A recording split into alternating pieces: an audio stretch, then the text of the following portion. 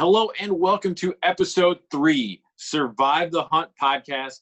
I'm your host. Well, one of the host with the most, the host that's not a ghost. I'm rocking it here. I'm best-selling author W.C. Hoffman. And who is this crazy cat across the way from me? I'm Jay Cacker, and apparently we're doing top 40 radio today. That's right. It's 2 for Tuesday. How's it going, man? Good. How you doing, brother? I'm doing great. Thanks for, putting this together and getting me on the show tonight. I'm actually kind of excited for what we're going to talk about today, mainly because, again, as our listeners now, they listen to a couple episodes, they understand that you're more of the survival professional, and I come more for a hunting aspect. But tonight is kind of, I don't want to say it's your topic versus my topic, but this is kind of like one of your topics, and I get to play a little bit in your world. Why don't you tell everyone exactly what we're going to talk about? So what we're going to talk about tonight is, say we're going to build a survival kit. Something's going to happen. We got $100 to build the best survival kit that we can. What are we going to get? And we're going to compare my list to your list. And then you may not know this yet, but when I come up there next time, probably here in just a couple weeks, we're going to spend a night or two in the woods and put these kits to the test. So, all right. I actually have a surprise with my kit, what we're going to do with it. So we'll get to that. We'll get to that after we talk about what we got in each other's kits, because I haven't told you this yet. Okay. So let me get this right. I did get a kit, or I did get a list of items ready. Right. I did keep it under. I actually absolutely right at $100. Nice. I guess with what I'm trying to say is that the stuff I put in my list is not necessarily stuff I would say like, okay, you have to survive for a weekend, because that's like the idea, right? Is a weekend. Yeah, so like sure. You have to survive for a weekend. These are the things you absolutely need. There is stuff on my list which I think you absolutely have to have, right? Right. However, there is stuff on my list that is missing because I already would have it. So like, for example, just straight up, there's not a knife on my list because I never don't have a knife in my pocket. Okay. So I think we should have laid out better ground rules to this before we started. That's okay. But yeah, but I think the discussion on this will still work perfectly fine, and we'll just have to keep some of those things in mind. Okay. All right. So, do we want to go over each other's list? Do you want to go one by one? Do you want me just to start? Well, here's how I want to start. I want to compare item by item. So I know you claim you're not a survival expert, but I know you know well enough to know the 3 basics of survival: fire, shelter, water, fire, shelter, whatever order. I was worried you were going to get it wrong. I wouldn't have, though. I would have got it perfectly right. But you got it right? Billy, what are Absolutely. the 3 what are the 3 keys of survival? What are the 3 things we need to look for? A working cell phone to call 911. So this is why I didn't ask you first. Definitely food, and a gun. Nailed it, man. Okay, so fire, water, shelter, not cell phone. Absolutely. Yeah. Fire, water, shelter. 100%. All right, so let's go down by. But honestly, yes. Just real quick, I didn't mean to interrupt you.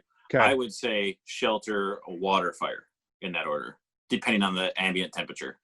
Yeah, for me, it just depends on where I'm at. I mean, it depends on how hard water is to get. If I'm like in a desert or something and water is going to be super hard to get, that's going to go to number 1. If I'm right next to a lake, I'm not as worried about it. So those 3 are interchangeable. 1, 2, 3, just depending on where you're at, in my opinion. Okay, so for our items, then we want to go fire. We want to go water, shelter, fire, and then everything else. Everything else. Okay, yep. I'm good with that. Yep. All right, let's start with fire. That's my favorite one. You are a fire guy. I am a fire guy. Okay. All right, so I want to hear what you have for fire first. So I have 3 things, it may be 4. Ooh. But 3 things on my list that pertain to fire. All right, let's hear them. So the first is, honestly, I went real cheap here, and I went, what was it? It was like $7, and it was a pack of Bic lighters. Now, depending on where you're at, elevation, weather, temperature, I know they're not always going to work, but a simple way to start a fire. We can all be badasses and rub sticks together. I get it. It's That's cool to be right. primitive. That's a great Yep. skill to have. But in a pure survival situation, having a lighter, since we're talking about fire, is something I definitely want to have.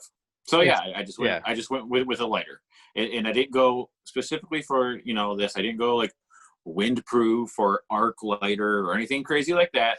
Yep. And just an $8. It could be Zippo. Zippos are pretty good in the wind. I just went with a basic $8 lighter. Good. I like it. So you want me to keep going on the rest of my fire stuff, or? Is it stuff to light on fire or stuff that you'd start fire with? Both. All right. I want to hear it then. Okay. So for $23, which out of 100, we're talking 25%, right? Almost. Well, 23%. Exactly. It's a big bit. Yeah. Out of 100 is a bundle. It's a bundle package that you can get on Amazon of fat wood. Okay. And this is a 2-pound pack. So that's going to, 2 pounds of fat wood is a lot. I mean, holy cow. Right. But I mean, I have it, and obviously I won't need that much fat wood to last a weekend, but right. But it'd be nice to have. It'd be something I could have around the house and always pack and have plenty with me. Because you're more attuned to this type of stuff, do you mind explaining to me and to the people listening what exactly fat wood is? So fat wood comes from pine trees. You can also get a type of fat wood out of some cedar and fir trees, but it doesn't work as well, and it's a lot harder to get. So we'll stick with pine trees. But any kind of pine, white pine's my favorite for a lot of reasons, but any kind of pine, you get that pine sap. If you ever peel the bark off or you cut it, you feel that sticky, impossible to get off your fingers pine sap. And what happens is that stuff soaks into the wood. And when a limb starts to die, so back up just a bit, a pine tree is a self-pruning tree, meaning as it grows, it kills off lower branches. So as I didn't know that. Okay. Well, no, it makes sense. We're learning stuff already. Yeah. It makes sense when you look at a big pine tree, especially like a big white pine. I just never thought of it doing that on purpose. Yeah. So if you ever go in a pine forest and you realize like the canopy's way over your head, where if you got that 10, 12 inch diameter white pine in your yard, the canopy might be a little lower. So so as a white pine grows, it starts killing off the lower branches. And as it kills those branches off, there gets residual sap left in the branches. The closer to the trunk they are, the more sap they usually have. And eventually those branches fall off where you can cut them off. And if you peel back the outer layer of wood, usually the bark's already fallen off a dead limb, you get a real nice golden yellow color wood inside. And that's because that sap is just kind of crystallized and it's soaked into that wood. The other place you can find it is in the stump of white pine trees. If a white pine's fallen over, I mean, it could be 5-10 years old where it's fallen over. That root system that's down to the ground, you just start hacking at it, splitting it open until you see that shiny, almost like a translucent color wood, man. You find it in there, and that stuff, you can light a sliver of that with a Faro, with a Bic lighter, and it'll burn for a long time like a candle because it holds that pine sap in there. So that's the very basic version of what fat wood is. Okay, it makes total sense. So it is definitely something you can buy on Amazon, or you can go out. I've bought it on Amazon before, yeah, for sure. Yeah, or you can go out and procure it yourself. Don't go cutting trees down just to get fat wood, but if you happen to find a blowdown or something, it's usually in the dead stuff anyway. So, yep. Well, yeah, that makes sense. All right, so that's $30 right there out of my 100. And going forward, I spent another 15 on this item, and I really like this item. And I think I'll make you smile because I think you actually own this item too. It's the Texas bushcraft mag rod. Okay. Yep. Yeah. So magnesium rod. It's got a tinder scraper on it. It's like $14 or $15. It's a ferro rod. Throws a lot of spark. I should have brought it here to show. I've actually got mine right behind. Oh, okay.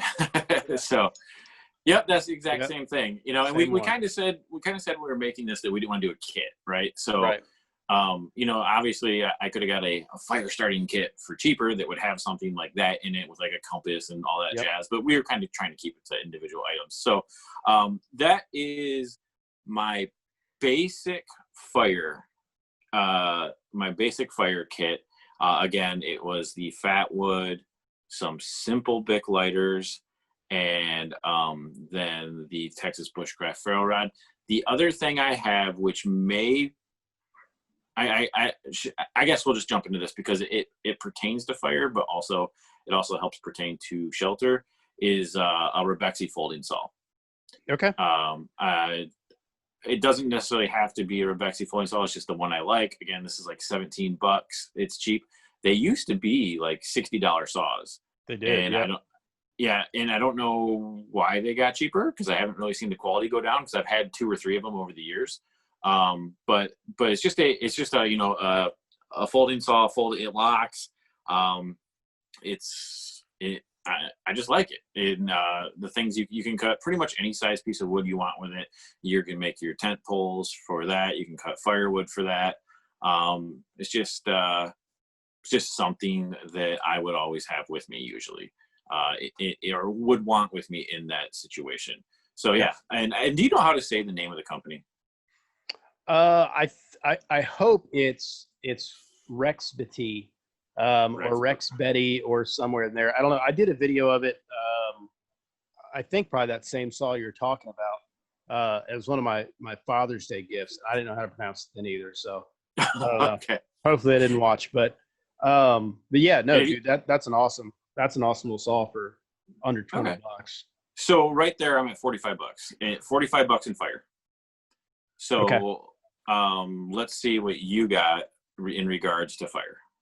Okay, my list is going to be a little shorter. All right. Okay. First, on a scale of 1 to 10, survival situation, without what you have on that list, how comfortable are you starting a fire? 0. Okay. That is, just be honest with you. I've never started friction fire in my life. No, then that's awesome, because that's where, like, that's what you got half your budget going to, is that. So that fits perfectly in line, and it's going to fit in line what I'm saying, because on my list, the only thing I've got a $7 ferro rod. It's a Baylite ferro rod they sell on Amazon. It's just the cheapest one I can find. It's actually the one I use in the little fire kits that I make and sell. It's like a 3-inch ferro rod, comes with a little striker and about 8 inches of paracord on it. That's it. I've started hundreds of fires with one of those rods before. So I didn't dedicate a lot of my budget there to the fire side like that. But I like that you did, because it's so important. And it's something you got to understand. If it's not your comfort level, if it's not your skill set, that's the place you need to invest a little bit more time, money, and training into. Yep. Makes sense. Yep. I like it. All right. So fire's covered.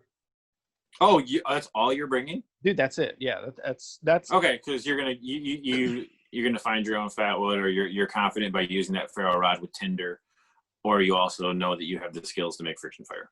I've not been in a circumstance in my life that I haven't been able to start a fire with a ferro rod. Most places I go, any place I go on my hunting trip. So I hunt,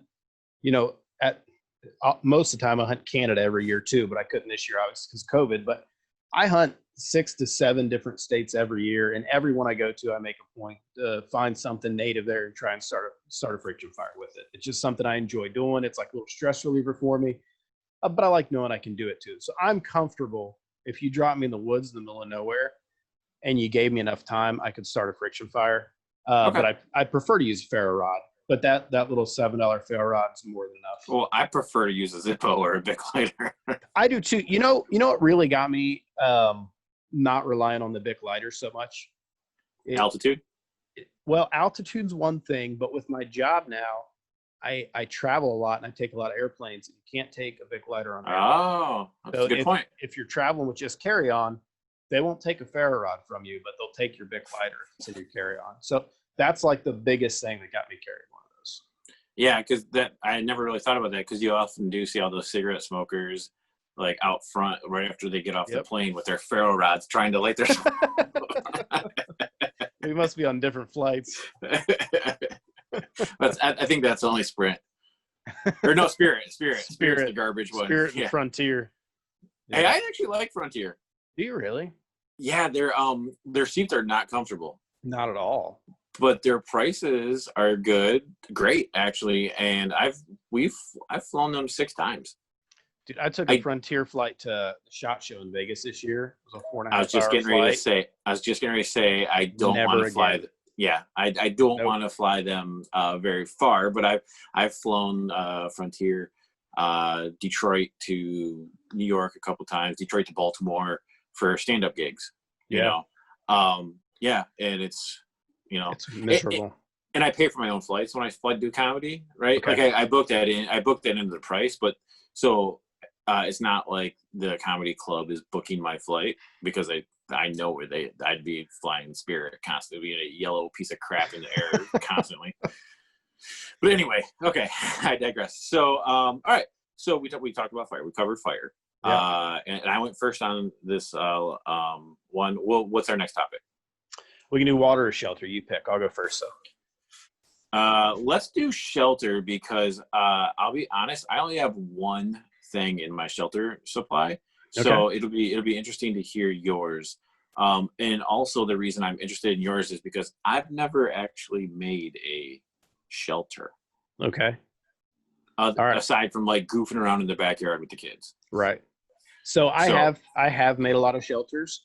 Once in an emergency situation out west, and I learned that if you don't have a tarp on you, that making a shelter is a pain in the butt. So my item for this is a tarp, and I spent a little more on this tarp. You can go to Walmart and get like the $6 6-foot by 8-foot utility tarp.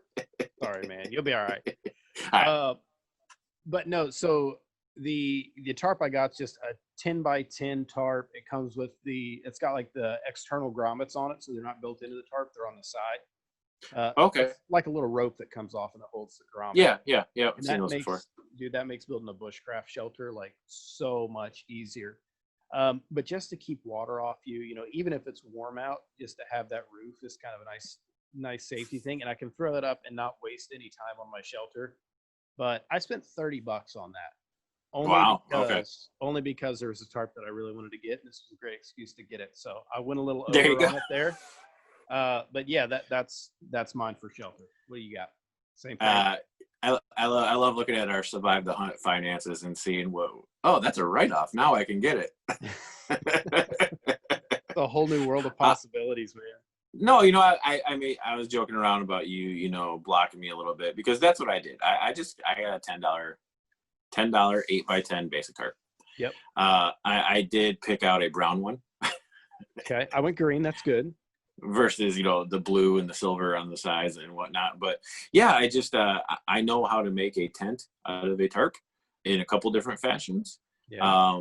And I it gives you cover from the rain. It's covered from the wind. It's also a rain collection device. Yeah. So if you don't have water close to you, you now have an 8x10 amount of surface area to catch water if you really need to. So that can be really important. Yeah, so I agree.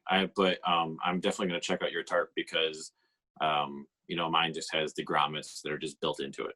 Yep. What size did you say you got? 8x10. 8x10. Okay, 8x10 is good. The reason I went with the 10x10 is because there's a certain shelter type. I'm pretty sure I invented it, or somebody's done something similar and just gave it a better name. But I call it my cinnamon roll shelter because it's basically like you lay the tarp on the ground and then you start wrapping a spiral. You can sleep on one part of the tarp. It goes up and around you, up over, forms a little peak, and then comes back down, and you can build a fire off to the side. So it holds in heat and keeps you dry off the ground. It's a really cool little emergency shelter. Sounds like something we're going to have to do a video of. Yeah, it's definitely not good to explain on a podcast. It's kind of difficult. So no, I wasn't saying you were doing a bad job. I wasn't saying you're doing a bad job of explaining. That's not what I meant. I just said that would be something that would probably be interesting to watch, people to learn from. Yeah, for sure. If you just like picture a cinnamon roll on its side, you'd stick yourself right there in the middle. That's what we're making. But we'll make it when I come up there because it is pretty cool and it's something I've been playing with for a while. But you need that extra 2 feet to be able to do it. All right. So are we moving up onto water? We're moving on to water, brother. All right. I've talked about my appreciation for this product in a previous episode, and it's a life straw. Okay. Life straws are about $18. I mean, you can get them a little bit cheaper, but I just grabbed the link to an $18 one. There are lots of brands. I prefer to stick with the life straw. Okay. Just because who knows if the other brands are doing what they say they do, if they're legit, so I paid probably $4 more versus a generic one because it says life straw. And then along with life straw, I grabbed a $10 pack of water tabs. Okay. Purification tabs. Yep. One thing to keep in mind, people, on purification tabs is they do have expiration dates. So that is something that you have to keep in mind and rotate in and out. It's on the outside of the pack. It's easy to tell. It's just, and they don't expire. I think they're like 2 to 3 years. So if you replace them every year, you're always going to be good. You know what I love about stuff with expiration dates on it? It forces you to practice. It forces you to practice. So if you've got water tabs and they expire in 2 years, let's go like 18 months and go ahead and use those up. Like go scoop some water out of a lake and try it out. Same thing with medical equipment. Like my IFAC kit, I have to constantly rotate that stuff out. So I'm not shy about using it. But 99% of the stuff that people buy for survival kits or med kits, they never use. Like they've never practiced with it. They pull it out of the box. It looks cool. They throw it in the back and they never touch it again. So I like expiration dates on stuff because it's the easiest way to force people into practice and stuff. Yeah, you don't want to pull out your Israeli bandage that's been sitting in your truck melting for the last 6 years, and when you really need it, and it's just a gluey clump of nothing. It's like, yep. Again, I totally agree with you. But for me, for water, that's all I got. I have a life straw, which is one way to filter stuff on the go. And then the water tabs would be a way to filter any water that you're storing. Okay. All right. So for me, I have a canteen that I bought a couple of years ago, and it's a metal canteen. I like a metal canteen so I can boil water directly in it. But it also comes with a little cup, like it goes halfway up the canteen sits in it. You can use that cup to cook in, but I usually use it to scoop water out, boil the water in there, and then dump my clean water in the canteen. But I like the metal canteen because it's got a lot of other uses. You use that little cup as a collection device, and you can make char cloth in it. So if you're in a fire situation and you always think about the next fire, the fire you got to build tomorrow. Great, I got one going today. What am I going to do tomorrow? If the opportunity comes to make some char cloth, you can throw your cotton or denim or whatever in there, or poplar bark's a really good one to use. Sandwich it between the 2 layers of the canteen, cook it. It gives that item another use to it. So I've already got that one. So I threw it in my kit, but I'd be $25 for that. But okay, going on 3 years with it now. So I'm pretty happy with it. Again, a little bit, I always have an Nalgene bottle on me. So like, I know it just dawned on me when I said, for water that I'm storing or catching rain, like, oh, how are you going to do that with this kit? But again, I wouldn't be in a wood situation without it usually. Yep. So that, or, I mean, a lot of times you can find other ways to store water. But I didn't mean to interrupt you, but I think that's interesting. I didn't think about it being metal for you to boil because in the difference between your water items and my water items so far is mine are perishable and not everlasting. The life straw only lasts for so long, as well as once you're out of water tabs, you're out of water tabs. But you've got plenty of ways to make fire, which means you can always boil your water with your items. So that was very good thinking, something I didn't think about. Yep. That's just one of those real life scenario things. Like once you go out and you start getting in like these oh crap situations, you start realizing the stuff you want. And fortunately, I've got that to draw off on to build this list. So it makes it a little bit easier. Okay. All right. So fire, water, shelter, we've covered those. So you're up to, how much are we up to on your budget, man? Okay. So my life straw was 18. Okay. My water tabs were 10. My lighters were 7. My Texas bushcraft mag rod was 14. Folding saw was 17. Fatwood is 23. Tarp was 10. I think I'm done. That's it. That's what you got. Yep, that's what I got.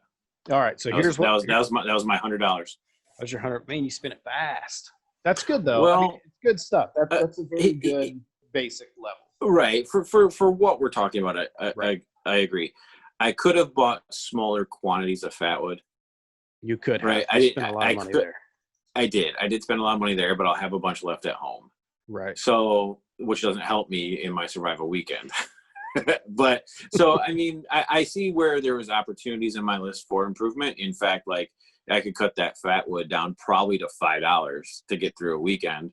And that would leave me $17 to grab a metal canteen. So obviously there's room for improvement, and I'm willing to hear your thoughts. Do you still have room on your list? Oh, I do. Yeah. I'm up to, Okay, cool. Let's see. I'm up to 37 plus 25. So I've spent $62 so far on mine. Okay. So I looked at this as if I'm in a pair of pants and a t-shirt and you threw me in the woods and all I can bring is what's on this list. So I didn't we kind of looked at it a little two different ways. So I threw in. Yeah, go ahead. Sorry, I just said the good thing is if you are wearing pants, you can make a kerchief of sorts. Anybody who gets that reference gets 1,000 bonus points on this, man. That is, we need to do. Okay, so that's a reference to the Survivor Man episode of the best show ever, The Office. We need to sit down and do a breakdown of that episode. That's a great idea. Like a watch it with us type thing. Yeah. Here's maybe what we'll do is when you're up here, we'll watch that episode and we'll watch it on Facebook Live. That'd be awesome. And like everyone, and we'll like read the comments and we'll go back and forth, and that'll be something kind of fun. And we can actually take that video and we can make like a YouTube thing out of it too. But yeah, so the reason I interrupted Jake is because I know how big of a fan of The Office he is, and I'm a huge fan as well. So in that episode, Michael Scott tries to go in his business suit into the woods, and he cuts off, I think it's the leg of his pants, right? Yeah. And he just wraps it on his head, and he says, I have a kerchief of sorts. And he's walking around with like one leg missing on his pants. So anyway, okay, $62, go. Okay, so the next thing I had on my list was a knife, and one of my favorite survival bushcraft knives is the Mora Companion knife. It's like $15. Do you own any more knives? I have one that actually has a ferro rod like on the scabbard. Okay, so they make several of them like that, but okay, so you're familiar with them. So Mora, I am. It's like the gold standard of bushcraft and survival outdoor knives. It's not necessarily my favorite one, but for $15, I don't think there's a better blade out there you can get than that Mora Companion knife. It's the one when I teach classes, we've got required material. Some of our classes come with stuff, some of them make people bring it. That Mora Companion's the one that it's usually my go-to for people entry level getting in. But I've done a lot with that. I've skinned large animals with it. I've done every kind of bushcrafty skill there is to do with it. So that's a really good knife, $15. I added that on my list, and then I added 65 feet of reflective paracord. Okay. Partly because I needed some more paracord because I'm almost out for my fire kit. So I always put reflective paracord for my lanyards on everything. Whether it's ferro rod, a knife, whatever, I put that reflective on there because if you drop it, you're looking for it at night, your flashlight hits it and it lights it right up. So I really like that reflective paracord. Well, another TV show we tend to like that we both are big fans of, probably anyone listening to this show is a fan of, again, is the TV show Alone. And there's been a few times people have lost things on that show. And I'm like, why didn't you paint it fluorescent orange? Why didn't you? There's like so many, why didn't you do this? Yeah. And who knows what the rules are on stuff like that. But I would love to see the actual rule book for that show. I do love that show. It's the best show out there, in my opinion, on survival stuff. But yeah, I'm with you. Like every time somebody drops something, loses something, can't find it, like, why isn't there reflective paracord for reflective paint, something on it? I know they can't put tape on them, but I don't know. I'd be interested to see what the rules are. We'll have to do some digging. Yeah. See if we can find out what the rules are on that. And just while we're on that topic real quick, I believe when it comes to tree stand safety that wearing a lineman's belt and harness and a lifeline is something you always have to have. Do not buy the reflective ones because all you're asking is to get your stuff stolen. That's a good point. I've so many times I've walked through the woods or just been like heading to a spot or driving by and like my headlamp or something like and it looks like a licorice rope going up the tree to the dude's tree stand. And I'm like, are you kidding me? I mean, I'm not going to jack your stuff, but you might as well just say, hey, here's my $300 hanging in a tree. Anyway. Okay. Sorry. No. So on that same point, so I guide on a lot of property up here, and every trail we have is marked with cat eyes, and every tree stand we has a reflective safety line going up there. And I've never had anything taken before with that reflective line on it. And I guarantee this year now something's going to disappear. Yeah, but you're also talking about private. I'm talking about large pieces of private. So it's a little bit different than what you're dealing with up there. Yeah, you remember I walk out of my cabin and I have 9,000 acres of public. So it's a huge track. Yeah. But it's also it's got its own set of challenges. Yeah. Yeah. So okay, so the paracord 60 and 65 fit. Did you just pick that arbitrarily based on price, or? So there's a particular brand, and shame on me, I don't even know the brand. There's a particular model of paracord that I buy that I've used a ton of, and I like it. It's a 7-strand paracord, 7-strand 550 cord, and it's reflective. So I just always buy that one, and that's the length it comes in, 65 feet. So that's why it's plenty. It's 20 meters is what it boils out to. That's why it's an odd number in real measurements in feet. So that total, everything takes me to $84. So I got $16. I'm going to go to Walmart or Meijer, wherever. I'm probably going to spend $2 or $3 on food, some ramen noodles or something. And the rest is going in my first aid kit. And what I can get with $10 a first aid kit, I don't know. I'm going to have to go to the store and figure it out. But top on the list is going to be some Band-Aids and some gauze wrap.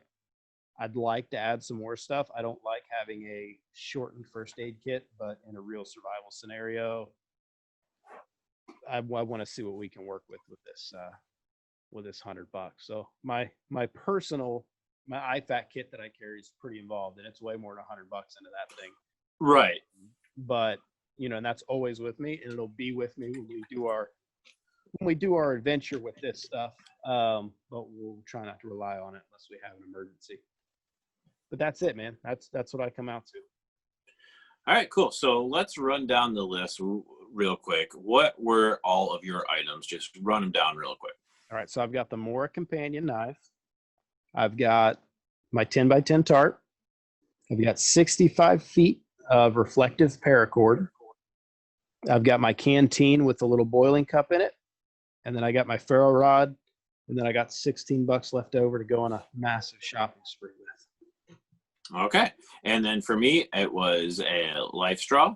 It was a water purification tabs. It was Bic lighters. It was Texas bushcraft ferro rod. It was a folding saw. Again, I like that for cutting firewood. I like that for making tent poles or even walking sticks. I had my fat wood and the actual tarp for shelter. So if you guys are all like trying to write this stuff down super fast and everything, you don't have to do that. For those of you listening on the podcast, I'll put the list of what we picked actually in the show notes. And if you're watching this on YouTube, the list is right down below as well in the description of this video. So, spoiler alert if you look at them in advance, but there's still a lot of good reasons to listen and watch the show because you get to understand why we picked these items, not just that we picked them. One thing you mentioned was food. I guess I just didn't think about that. Hopefully I can kill a squirrel or find something. But again, if we're just going a weekend, I can survive a weekend without food. Probably wouldn't have to though. Pretty good at scrounging up some grub and stuff like that. So yeah. I'm like where I'm at now, man, is I've done this enough. I just don't like to be uncomfortable. Like that's Makes part sense. of it. Oh. Part of it when you're in the woods, like you're Yeah. gonna be uncomfortable surviving. But if I can throw a couple bucks at some ramen noodles or something to fill my belly up at night, I'm a much more pleasant person to be around. Yeah, there's that whole concept of like embracing the suck. This sucks, but we're embracing it. Yep. And as we talk more about like survival stuff in all that, you're gonna learn this, and I'm pretty open about it. I'm kind of a sissy. Like I don't like to be hot. I don't like to be cold, and I prepare for both of those. Well, I mean, hot, whatever. But like normally when it comes to, hunting and related stuff, I don't like to be cold. So I always have stuff with me to make sure I don't get cold. Sometimes it's overkill, but I'd rather have it and not need it than need it and not have it. Yeah, no, I know what you mean. And I'm the same way, man. When I'm sitting at a tree stand bundled up in Ohio in December, man, I'm like the Michelin man up there. I don't like to be cold either. I'm not going to suffer just because I have to, or not going to suffer because I want to, I guess would be the way to put it. Yeah. But yeah, no, I understand what you're saying. But I think when we actually do this and practically put it to the test, I think you're going to do a lot better than you think you will.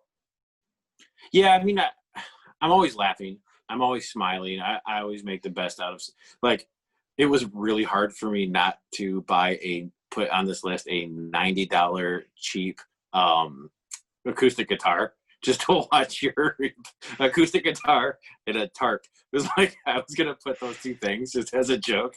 They're like, oh my God, I would have made you live with it too. That's right? what, Be like, yeah. Oh, what happened to your guitar? Oh, I had to burn it for firewood. And I used the guitar strings for trapping wire. Actually, that would work. It would work. And the cool thing with guitar strings, don't ask me why I know this because I don't play guitar at all, but they got a little eye on the bottom of it that you can thread the line right back through, and it makes a perfect little snare. Yeah, I never thought about that. But all right, so that is going to be our $100 weekend survival list. I hope you guys enjoyed this episode. We are certainly enjoying bringing it to you. Again, make sure you're checking out Survive the Hunt. We need you guys to like it on Facebook, follow it on Instagram, and subscribe on YouTube. And then also when you're on YouTube, click that little bell there so you get the notifications when we put out episodes. And also not just episodes, Jake and I both are doing some extra content. Some of the stuff you have coming forward to enjoy that is not necessarily a podcast episode. I would like to do a video on my system for sharpening broadheads and knives. Jake talked about the cinnamon roll thing. He has some other stuff planned. So there's a lot of stuff in the works that we have planning to do. So there's definitely a real good reason to definitely subscribe to that YouTube channel. Anything else, Jacob? Yeah, there's a lot else. We're not done yet.